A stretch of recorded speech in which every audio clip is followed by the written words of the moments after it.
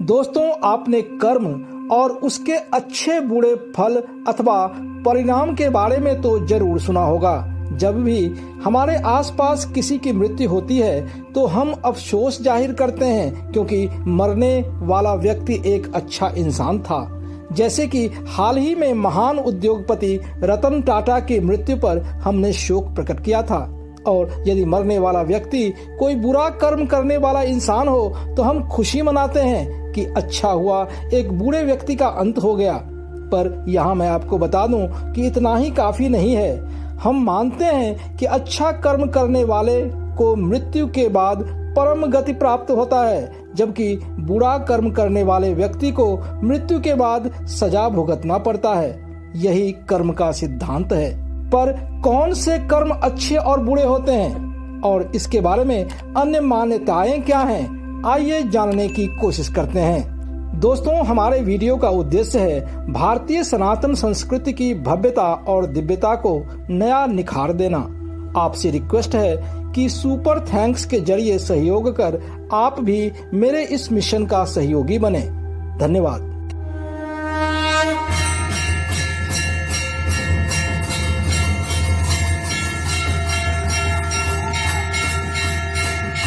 दोस्तों नमस्कार, मैं प्रदीप झा। मेरे इस दिव्य नॉलेज चैनल में आपका स्वागत है। आगे का वर्णन करने से पहले आपसे रिक्वेस्ट है कि आप इस वीडियो को लाइक व शेयर करें तथा चैनल को सब्सक्राइब कर बेल आइकन जरूर दबाएं। दोस्तों, गीता को सनातन धर्म में कर्म सिद्धांत की व्याख्या करने वाला सर्वोत्तम ग्रंथ माना गया है। यह महाकाव्य महर्षि व्यास जी द्वारा संकलित किया गया, जिसमें भगवान श्री कृष्ण कुरुक्षेत्र के मैदान में महाभारत का युद्ध शुरू होने से पहले सांसारिक मोहवश अर्जुन के द्वारा युद्ध न करने की हठ धर्मिता को दूर करने के लिए उसे कर्म का सही ज्ञान देते हैं और कर्म योग के बारे में विस्तार से बताते हैं। वे अर्जुन को समझाते हैं कि ऐसा कोई भी समय नहीं था जब तुम नहीं थे, मैं नहीं था और ये सारे कौरव पांडव नहीं थे, और आगे भी ऐसा कोई समय नहीं होगा जब ये सारे नहीं होंगे। यह भौतिक शरीर तो केवल कर्म करने के लिए प्राप्त हुआ है, पर यह भी सच है कि यह शरीर तेरा असली पहचान नहीं है। केवल तुम्हारी आत्मा ही स्थिर और अविनाशी है, जो बार बार विभिन्न शरीर रूपी चोला धारण करती है, जो उसे केवल कर्म करने के लिए ही मिलता है। हे पार्थ, यह केवल तुम्हारे साथ ही नहीं है। तुम्हारे सामने ये जितने योद्धा हैं, सभी अपने अपने कर्म रूपी धर्म का निर्वाह कर रहे हैं। फिर शोक और अकर्मण्यता का कोई कारण ही नहीं है। श्रीमद् भागवत गीता में श्री कृष्ण कहते हैं, कर्मण्येवाधिकारस्ते मां फलेषु कदाचन मां कर्म फल हेतुर्भुर्मा ते संगोस्त्व कर्मणि। अर्थात हे मानव, कर्म करना तेरे वश में है, इसीलिए यह तेरा अधिकार भी है, पर कर्म फल तेरे वश में नहीं है। इसीलिए इसके बारे में सोचकर चिंतित मत हो, क्योंकि तू जैसा भी अच्छा या बुरा कर्म करेगा उसका फल उसी प्रकार से मिलेगा। कर्म ही पूजा है, कर्म ही भक्ति है, इसलिए कर्म को पूरे मन से करना चाहिए। श्री कृष्ण कहते हैं कि कर्म वो फसल है जिसे इंसान को हर हाल में काटना ही पड़ता है अथवा भुगतना पड़ता है। पर इसका अर्थ यह नहीं है कि हम कर्म के परिणाम के बारे में सोचकर कर्म ही न करें। मनुष्य को सकारात्मक भावना से निरंतर कार्यशील रहना चाहिए, क्योंकि अकर्मण्यता से श्रेष्ठ है कर्म करना। यह शरीर हमें कर्म करने और कर्म फल भुगतने के लिए ही मिलता है। हमारे द्वारा किए गए अच्छे या बुरे कर्म का फल तात्कालिक या दीर्घकालिक परिणाम के रूप में हमारे इस भौतिक शरीर को भुगतना पड़ता है, और जब आत्मा के साथ बीज रूप में चिपकी हुई सभी कर्म फल के रूप में प्रस्फुटित हो जाती है, उसके बाद ही हमारी आत्मा शुद्ध होकर मोक्षगामी होता है और परमात्मा में विलीन हो जाता है, जिसके फलस्वरूप उस आत्मा को पुनः शरीर ग्रहण नहीं करना पड़ता है। हमें कभी कभी ऐसा लगता है कि हमने किसी के साथ बुरा नहीं किया है अथवा मेरा कोई कसूर नहीं है, फिर भी पता नहीं मेरे साथ ही गलत अथवा अन्याय क्यों हो रहा है, मुझे ही धोखा क्यों मिल रहा है। तो इसका उत्तर है कि ये हमारे अतीत अथवा पूर्व जन्म में किए गए कर्मों का ही फल है। इस नश्वर संसार में बिना कारण कुछ भी नहीं होता है। यदि किसी को गंभीर बीमारी अथवा अकाल मृत्यु होता है तो यह भी उसका कर्म फल ही है। यदि कोई अमीर ऐशो आराम करने वाला जीवन जीता है तो वह भी उसका कर्म ही होता है। कोई क्रूर होता है तो कोई दयालु, कोई कमजोर होता है तो कोई ताकतवर, किसी को हर मुकाम हासिल होता है तो कोई असफलता के दलदल से निकल ही नहीं पाता। ये सब उनके पिछले कर्मों का ही फल होता है। कर्म फल भुगतने के लिए ही नाते, रिश्तेदार, मित्र अथवा शत्रु होते हैं। उदाहरण के तौर पर महाभारत की एक प्रचलित कथा के अनुसार जब चक्रव्यूह में कृष्ण शिष्य और अर्जुन पुत्र अभिमन्यु का वध हो गया तो अर्जुन ने मोहवश पुत्र शोक में युद्ध करने से इनकार कर दिया। फिर भगवान श्री कृष्ण ने अर्जुन का पुत्र मोह भंग करने के लिए स्वर्ग में अभिमन्यु से उसे मिलवाया। तब अभिमन्यु ने अर्जुन के शोक को निरर्थक कहा। उसने कहा कि यह तो मात्र हमारा कर्म था जिसके कारण इस जन्म में मैं आपका पुत्र बना, पर इससे पहले अनेकों जन्म में आप मेरे पुत्र रहे हो, इसलिए किसी भी प्रकार का शोक करना व्यर्थ है, क्योंकि स्त्री, संतान, बंधु बांधव सभी मनुष्य को अपने कर्मों के अनुसार ही मिलते हैं, जो उसे कर्म फल भुगतने में उसकी सहायता करते हैं। दोस्तों, सनातन हिंदू धर्म में कर्म को कार्य कारण सिद्धांत के रूप में प्रस्तुत किया गया है। यह सिद्धांत न केवल भौतिक दुनिया में लागू होता है बल्कि हमारे विचारों, शब्दों, कार्यों और उन कार्यों पर भी लागू होता है जो हमारे निर्देशों पर दूसरे किया करते हैं। जब कर्म फल भुगतने के लिए पुनर्जन्म का चक्र समाप्त हो जाता है तब कहा जाता है कि उस व्यक्ति को मोक्ष की प्राप्ति होती है या जन्म मृत्यु के चक्र से मुक्ति मिल जाती है। शास्त्रों के अनुसार यह जन्म मृत्यु का चक्र अनवरत 84 लाख जीव योनियों में चलता रहता है, लेकिन जीव के मानव शरीर धारण करने के बाद ही अच्छे कर्मों के द्वारा इस चक्र से बाहर निकला जा सकता है। पर कौन से कर्म अच्छे या बुरे होते हैं, आइए जानने की कोशिश करते हैं। बुरे कर्म वो कर्म होते हैं जिनको करने के बाद भय अथवा डर लगता है या फिर आत्मग्लानि होती है। ऐसे कर्म करने के बाद मन अशांत रहता है, रात को नींद नहीं आती है, मन में सदा डर लगा रहता है और क्षणिक अथवा झूठे आनंद का अनुभव होता है।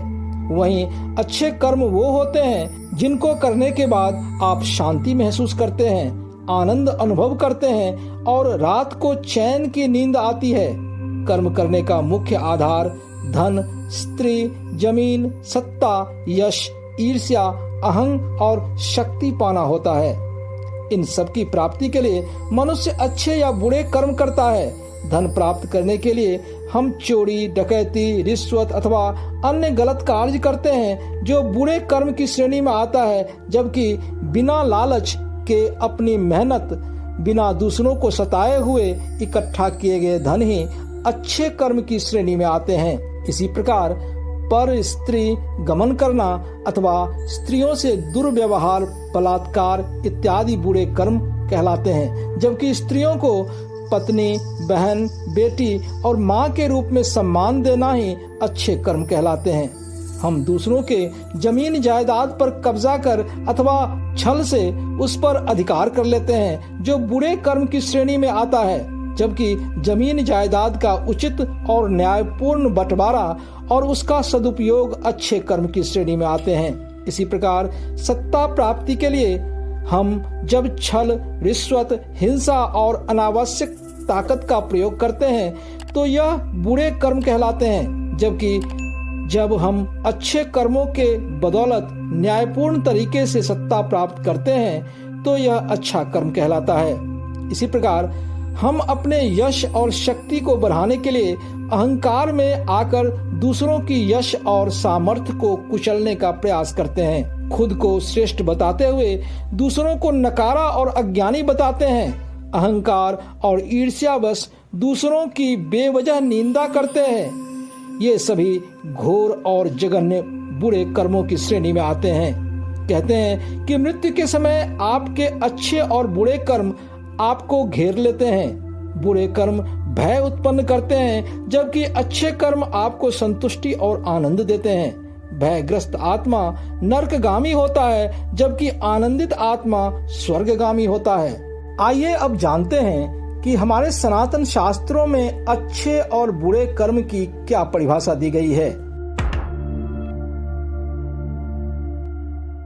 दोस्तों, सनातन शास्त्रों में कहा गया है कि जो व्यक्ति जैसा कर्म करता है उसे वैसा ही फल प्राप्त होता है। दूसरे शब्दों में व्यक्ति का भविष्य उसके कर्म के आधार पर ही तय होता है। यदि व्यक्ति के कर्म अच्छे हैं तो वह नई ऊंचाइयों को छू सकता है, वहीं बुरे कर्म व्यक्ति को बर्बाद करने की भी ताकत रखते हैं। श्री कृष्ण कहते हैं कि हमारा भाग्य दरअसल हमारा कर्म फल ही है।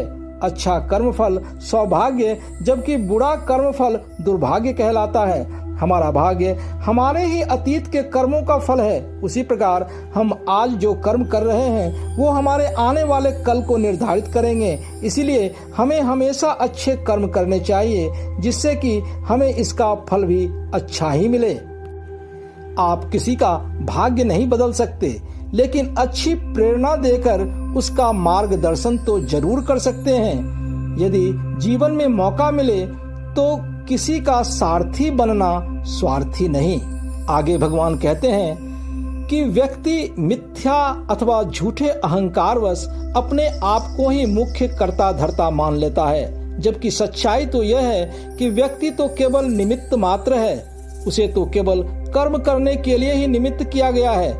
मुख्य कर्ता तो ईश्वर ही है, पर अहंकारवश व्यक्ति खुद को ही मुख्य कर्ता मान लेता है, जो अंत में उसी के विनाश का कारण बनता है। इसीलिए अच्छे कर्म करने के लिए अहंकार का पूर्ण रूप से त्याग कर देना चाहिए।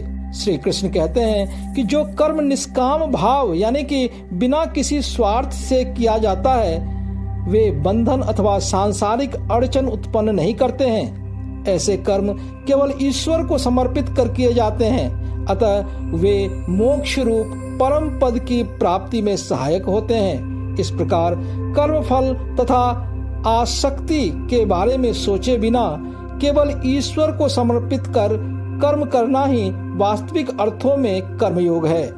इसका अनुसरण करने से व्यक्ति की उन्नति होती है, साथ ही सुयश की प्राप्ति होती है।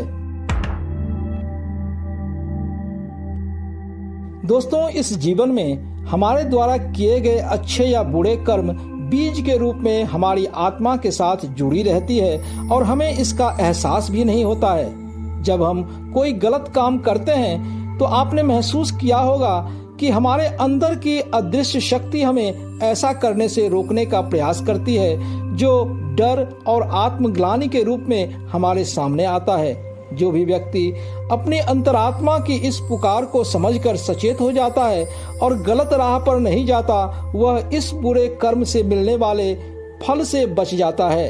पर सच्चाई तो यह है, हम में से अधिकांश व्यक्ति अपने अंतरात्मा की इस आवाज या पुकार को दबा देते हैं अथवा नजरअंदाज कर देते हैं, और यह जानते हुए भी कि ये अच्छे कर्म नहीं है, फिर भी हम वो काम करते हैं। यहीं पर ये बुरे कर्म हमारी आत्मा में बीज रूप में स्थापित हो जाता है। समय के साथ हमारा मन मस्तिष्क इसे भूल भी जाता है, पर आत्मा कुछ भी नहीं भूलती है। और यदि यह कर्म बहुत ही बुरे हैं अर्थात घिनौनी है, तो यह कर्म बीज हो सकता है आपके इसी जीवन में तात्कालिक कर्म फल के रूप में प्रस्फुटित हो जाती है, और हमें यही उसका दुख भरा परिणाम भुगतना पड़ता है। इसका अर्थ यह नहीं है कि आपने सारा कर्म फल भोग लिया है। हम जाने अनजाने न जाने कितने पाप कर्म करते हैं, हम तो उस पर ध्यान ही नहीं देते, पर हमारे अंदर बैठी आत्मा साक्षी रूप में सब कुछ देखती है, और ये सारे कर्म बीज रूप में अपने में समाहित कर लेती है, जिसके परिणाम मृत्यु के बाद या फिर अगले जन्म में दीर्घकालिक कर्म फल के रूप में भुगतना पड़ता है। दोस्तों, बौद्ध धर्म मानता है कि जीव अच्छे या बुरे कर्म करते हैं, पर इसका नियंत्रक या न्यायाधीश कोई नहीं है, क्योंकि यदि ईश्वर जैसी कोई सत्ता होती तो बुराई होता ही नहीं, यानी व्यक्ति बुरे कर्म करते ही नहीं। चूंकि इस संसार में बुरे कर्म करने वाले मौजूद हैं, इसलिए ईश्वर का भी अस्तित्व नहीं है। ईसाई धर्म बौद्ध धर्म की तरह ही आत्मा या कर्म के सिद्धांत में विश्वास नहीं रखता है, पर ईश्वर की सत्ता में विश्वास जरूर रखता है। इसी प्रकार जैन धर्म और सिख धर्म सनातन हिंदू धर्म के समान ही कर्म के सिद्धांत, आत्मा और पुनर्जन्म में विश्वास रखते हैं, जबकि इस्लाम अच्छे और बुरे कर्म और उसके फल की बात तो करता है, पर आत्मा और पुनर्जन्म जैसी बातों में विश्वास नहीं रखता है, पर एक ही शक्तिशाली ईश्वर की सत्ता में विश्वास रखता है। दोस्तों, आज का आधुनिक विज्ञान भी किए गए अच्छे या बुरे कर्म का उसी प्रकार से मिलने वाले फल के बारे में विश्वास रखता है। जैसे कि हम पर्यावरण को नुकसान पहुंचाएंगे तो प्राकृतिक आपदा आएगी ही। यदि ज्यादा प्रदूषण फैलाएंगे तो उसके स्वास्थ्य एवं अन्य प्राकृतिक समस्या संबंधी परिणाम तो भुगतेंगे ही, पर बहुत से कर्म ऐसे होते हैं जिनका स्पष्ट फल आप पता नहीं लगा सकते, क्योंकि उनमें बहुत सी विशेष परिस्थितियां शामिल होती है जिससे हम अनजान होते हैं और उस दुष्परिणाम को हमें भुगतना पड़ता है। जैसे सड़क पर हम ट्रैफिक के नियम का पालन करते हुए गाड़ियां चलाते हैं, पर दूसरों के गलती अथवा गलत कर्म के वजह से हम दुर्घटना का शिकार हो जाते हैं। हम तो बैंक में पैसे सुरक्षित रखते हैं और सुरक्षित रूप से यूपीआई का प्रयोग कर पैसे का ट्रांजैक्शन भी करते हैं, पर फिर भी कोई धूर्त या शातिर ठग हमें डिजिटल अरेस्ट कर हमारी सारी मेहनत की कमाई उड़ा ले जाता है। यहाँ हम तो अच्छे नागरिक का सबूत देते हुए अच्छे कर्म करने का प्रयास करते हैं, फिर भी कर्म फल उल्टा मिलता है। ऐसे न जाने कितने उदाहरण दिए जा सकते हैं। यही वैज्ञानिक सिद्धांत दार्शनिक कर्म फल का आधार है। आज भी विज्ञान नई नई खोजें कर रहा है और नई नई जानकारी भी ले रहा है, जिसका परिणाम मानवता के लिए अच्छा और बुरा हो सकता है। जैसे कि परमाणु संयंत्रों के द्वारा एक और बिजली प्राप्त की जा सकती है जो अच्छे कर्म की श्रेणी में आएंगे, जबकि उसी परमाणु संयंत्र में विनाशकारी परमाणु बम भी बनाए जा सकते हैं जो बुरे कर्म की श्रेणी में आता है।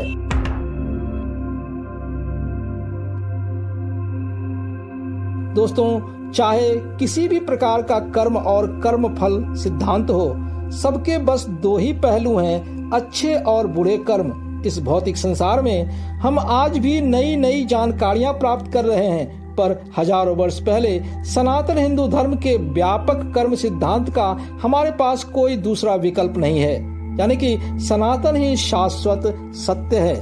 हमारे आने वाले वीडियोज में इसी प्रकार से अमूल्य भारतीय सांस्कृतिक विरासत के बारे में बताया जाएगा। अतः आपसे रिक्वेस्ट है कि आप मेरे इस चैनल को सब्सक्राइब कर बेल आइकन जरूर दबाएं। गर्व से कहो, हम हिंदू हैं। जय हिंद, जय जय सिया राम।